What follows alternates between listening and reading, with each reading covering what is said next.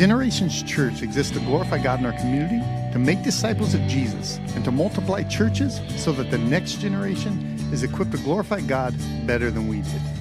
Welcome to the Generations Church podcast. My name is Rob Samuelson. I'm an elder here at Generations, and I'm here, as always, with my good friend and the lead pastor at Generations, Mr. Jeff Luddington. And we are continuing our series on questions from the classroom. And we had asked a few weeks ago for people to send us questions if they wanted to add them to our list.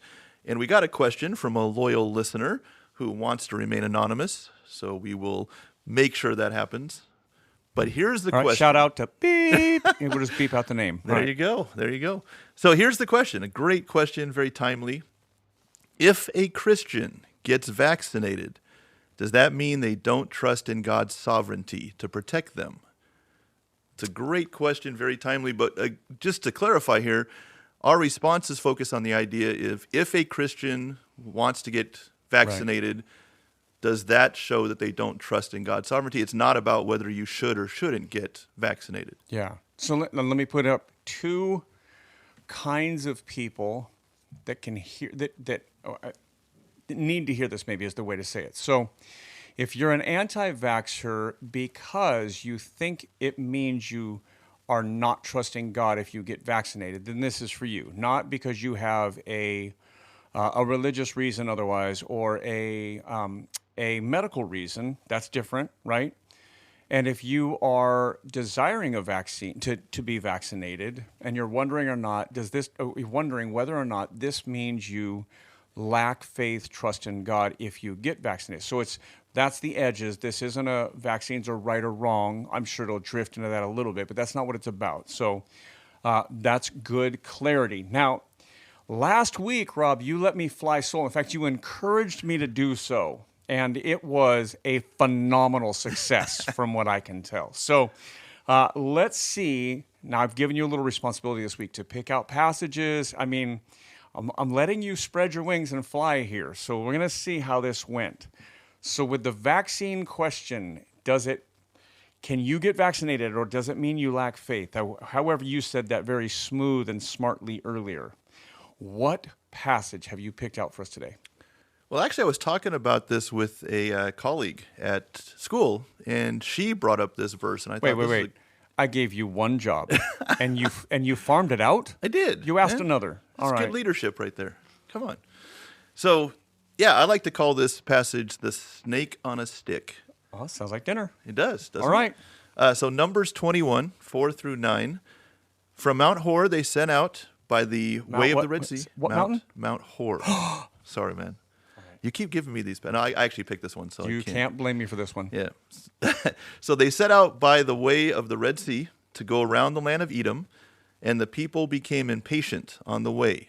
And the people spoke against God and against Moses. Why have you brought us up out of Egypt to die in the wilderness? For there is no food and no water, and we loathe this worthless food. Then the Lord sent fiery serpents among the people, and they bit the people, so that many people of Israel died. And the people came to Moses and said, We have sinned, for we have spoken against the Lord and against you. Pray to the Lord that he take away the serpents from us. So Moses prayed for the people, and the Lord said to Moses, Make a fiery serpent and set it on a pole, and everyone who is bitten, when he sees it, shall live.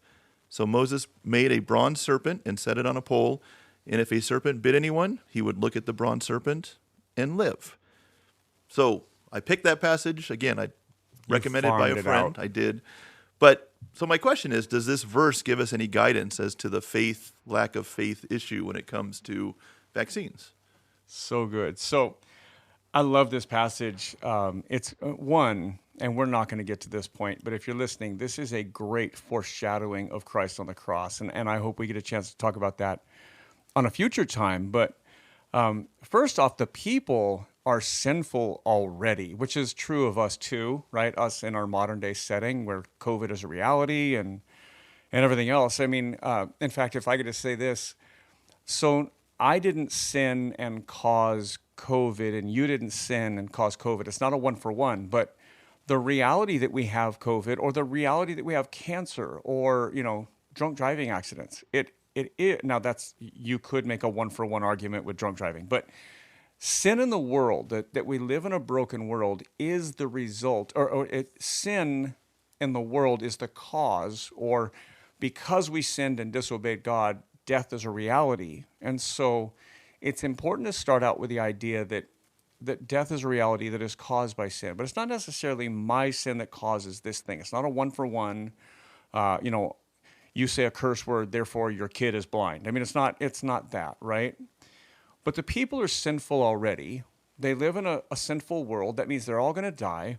But in this moment, they're incredibly sinful. Like, they're speaking out against God and against the leader that God gave them.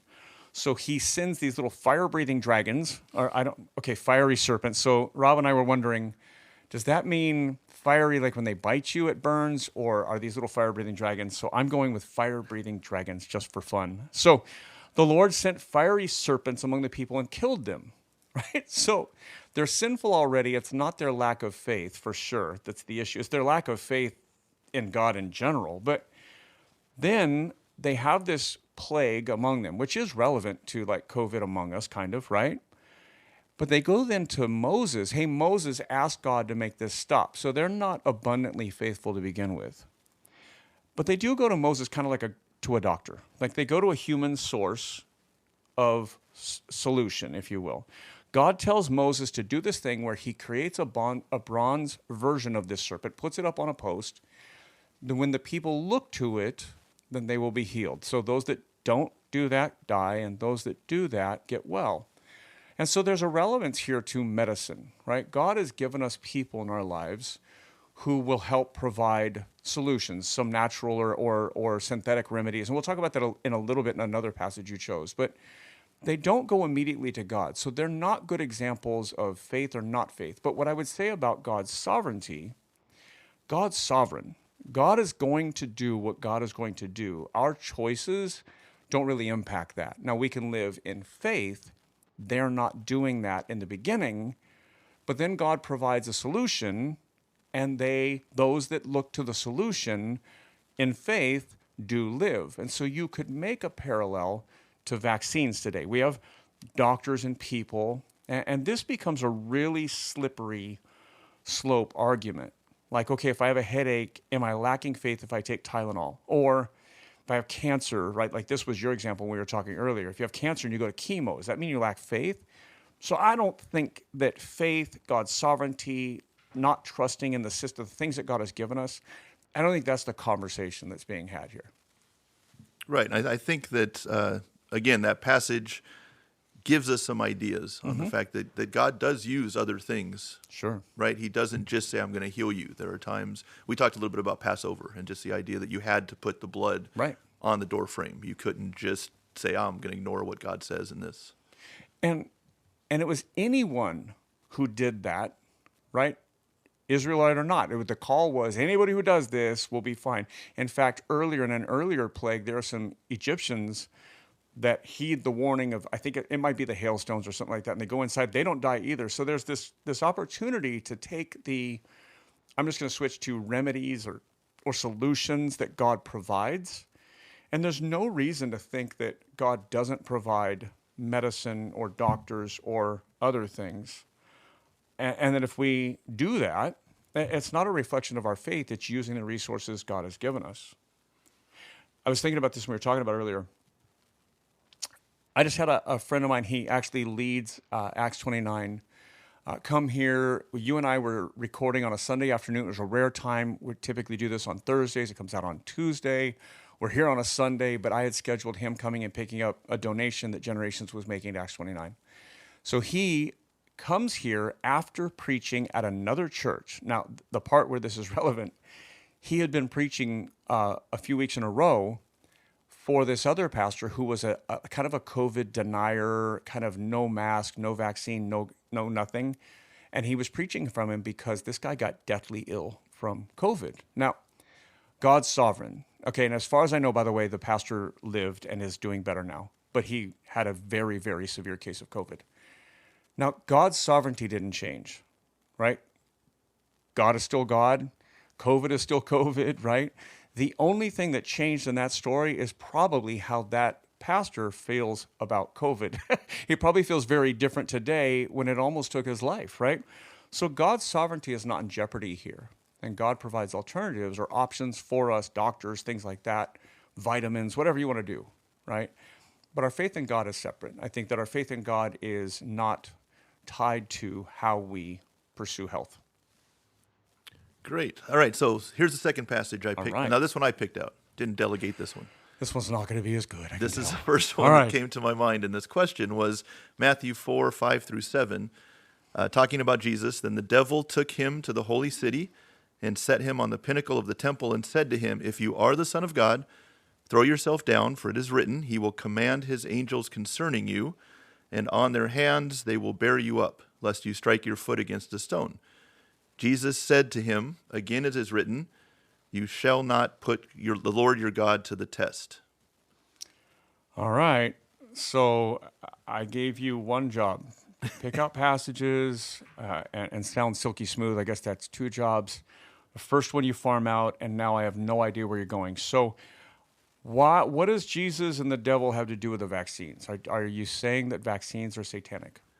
I am saying that Jesus knows the sovereignty of God the Father and decides not to do something reckless, dangerous, just to prove that God will protect him and save him, that he doesn't put God to the test in that.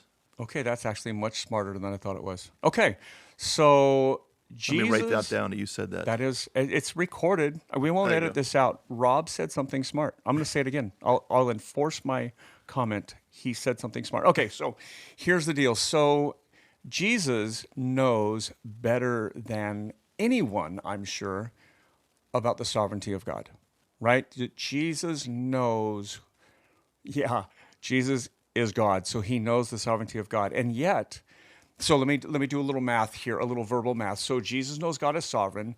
Jesus knows that God has sovereignly ordained that he will die on a cross.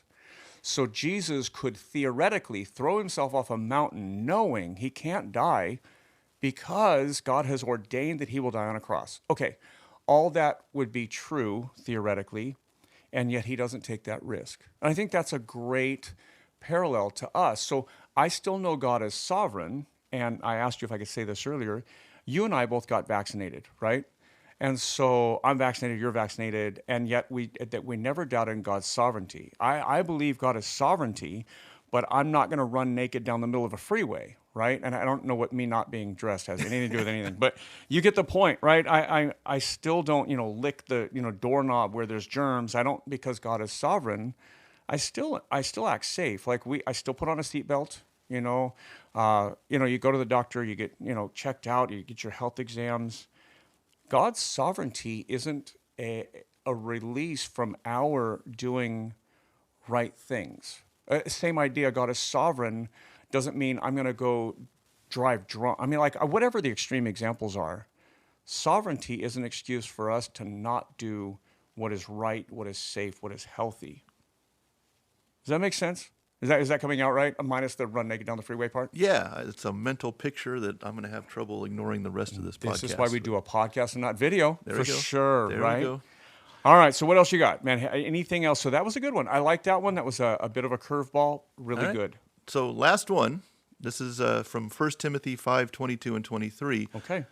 Do not be hasty in the laying on of hands, nor take part in the sins of others. Keep yourself pure. And then this is Paul still talking to Timothy. In parentheses, no longer drink only water, but use a little wine for the sake of your stomach and your frequent ailments. Okay, so I know exactly where you're going with this one. That was so clear. Good. All right. So Paul gives Timothy some advice. And now he's writing a letter to Timothy. Paul is a minister of the gospel, an apostle, and he is the mentor of Timothy, who is also a minister and is working with the church in Ephesus to put them in line. He's saying, put in order this church, right? Okay, so he is working alongside other elders, and it's in the middle of that conversation about elders that he speaks to Timothy, and he says this line, no longer drink only water, but use a little wine for the sake of your stomach and your frequent ailments. So Paul, who clearly understands God's sovereignty as best as any human can, speaking also to Timothy, another leader, a guy of faith, a man of faith. We know Paul trusts Timothy's faith because Paul's the one that sent him to that church. And he says, listen, man, when your stomach's acting up, have a glass of wine, which this blows up the people that say, the legalist that says no Christian should ever drink alcohol ever, right? Paul actually just suggests it as a remedy for his stomach issues, right? So that parallels us going to a doctor and a doctor saying, hey, take this, take this for 2 weeks. It'll help you with your infection or whatever, right? Wine isn't a natural thing. Wine is a fermented thing. It comes from grapes, which God gives, but it's fermented, it's made, it's changed, right? And so taking something like a synthetic medicine, it's changing the elements that we have and putting them in order to something else. I think that's still something that God allows us to do. It's in the middle of a conversation that's super interesting. Don't be hasty, it says. Don't be quick to lay on hands. He's talking about elders and leaders. And I know not everybody knows this, but in a few months, you're getting ready to move to Flagstaff, Arizona. And I'm going to have to find another podcast co-host, which is not going to be easy with your brilliance in passage picking today. So, but also you're an elder here at the church. And so likely we'll be looking for other elders. I don't want to pick somebody who's way over here like, oh, if somebody takes medicine, they're not trusting in God's sovereignty. But I don't want to go all the way over to the other side where somebody is like paranoid and hey, if you don't take the vaccine, you don't love people, right? I mean, like we want to find somebody who can hold all the different views or passages of Scripture that shape a value or a biblical viewpoint. And I love that it comes in the middle of this. He's like, hey, don't be quick to lay hands on people because when you ordain them as a leader or give them a microphone, other people are going to listen to them. And we don't want them to be misled. And hey, by the way, if your stomach's still bothering you, take a little medicine, drink a glass of wine, right? It's such a balanced approach to God's sovereignty, our faith, leadership, understanding Scripture. It's a very balanced approach in that. Yeah, and I believe Paul's had a good friend who was a doctor, so he was did. probably using that as some Luke the doctor. doctoral advice. There you go. When it comes to making decisions about not just about vaccines, about anything, and we're talking about trusting God's sovereignty, right? Is it okay to just say, you know what, God is sovereign, so my decision doesn't really matter, it won't affect anything, like in the area of picking an elder? Mm-hmm. And I like the fact that you said, and people heard this, you were going to have to replace me with elders. Oh, it's going to take 4 or 5 just to cover your job. So can we just say, hey, God is sovereign. It doesn't matter who you pick to replace me. They're going to be fine because God will make them fine. Rock, paper, scissors, kind of duck, elder, right? So, that would not be a good practice, right? Hey, if God is sovereign, any person we pick is going to be a stellar elder. No, that's not very wise, right? Do you know of churches that do that? Yeah, we actually, the church I came from, they would try to combine discernment, right? You want to discern what is wise, what is the best. So we would let the congregation pick elders or nominate elders, and then the elder board would then go through them and make sure they were worthy candidates. But then they would select more than we needed. We had a set number of elders, and they would put their names in a hat, box, whatever it was, bag, and they would reach in and pull out 2 out of 3 names if they needed to. So trying Jack in the box or elder in a hat I got it. Kind of trying to include sovereignty and discernment. Is that okay? Okay is irrelevant. So whatever they do, God bless them. Okay, so Matthias is this story in Acts 1. At the end of Acts 1, Judas has betrayed Jesus and has gone and committed suicide. He was the 12th apostle or disciple or whatever you want to say at that point. And so they try and replace him, and they do. They come down to 2 people, and then they functionally like flip a coin or rock, paper, scissors. They draw lots, cast lots to see which one goes on. And some will tell you this: you never hear from Matthias again. It's true. As soon as they say his name in that story, you never hear from him again. That doesn't mean he wasn't great. But we do get, later in Acts, we do get Paul. Paul is sovereignly spoken to by God, is made an apostle by Jesus himself, right? So I don't know right or wrong. I would probably not cast lots for an elder or flip a coin or arm wrestle. Arm wrestle would be fun, but whatever. But I think there's a sense of balance in that. It's a congregational nomination. The existing elders are taking that list and whittling it down. And when they get to 3, but they only need 2, they kind of let, in a sense, God choose. And the only thing I would say about that is this. That passage exists before the Holy Spirit fills those leaders, right? I hope we as elders, because we don't draw out of a hat ever, I hope we as elders rely more on the Spirit and on Scripture than whittling it down to some good candidates and literally drawing them out of a hat. Now, again, I'm not criticizing that church because I know lots of churches that do that. But I would say that the Spirit within us ought to drive from 3 to 2. Which 2 is it? I know we don't have time today, but I want to say this. Wisdom literature. If we had time, we're going to get there. The entire book of Proverbs is a book of truisms, a book of wise sayings that are not promises, like, if you do this, then God will do this, like a promise, like a messianic fulfillment. But it is very wise. And I think the Bible encourages wisdom, that we take all these values that God gives us, discernment, sovereignty, that we take all those things and we create wise ways to live. And that inside those wise choices, we are embracing our faith and what God has given us here on this earth, and that it leaves us being wise. When it comes down to vaccines, if there's no medical reason you shouldn't, you don't have some conscience issue, then get vaccinated. Love your neighbor enough to be healthy for them, or whatever it might be. But no, it would not be a statement about your faith just because you got vaccinated. Great. Yeah, and I hope we made that clear for everybody. I'd also like to point out that our goal here is to use the Bible to help us make wise, godly decisions, not to make decisions and then try to use the Bible to support our side. Good. Right? So we want to That's thank you also for a listening. very smart point today, Rob. Wow. Also very good, man. You're making it hard to leave, man. Is that the idea? Hopefully. So we want to thank you for listening. We'd like you to share, like, subscribe. Again, this was a question we got from our email, questions@generations.email. Send us questions there. You can also send in your resumes if you'd like to be the new co-host. We're going to draw you out of a hat. Attention Jeff would be the way to go on that. So we will release another one next Tuesday, and may God bless you this week.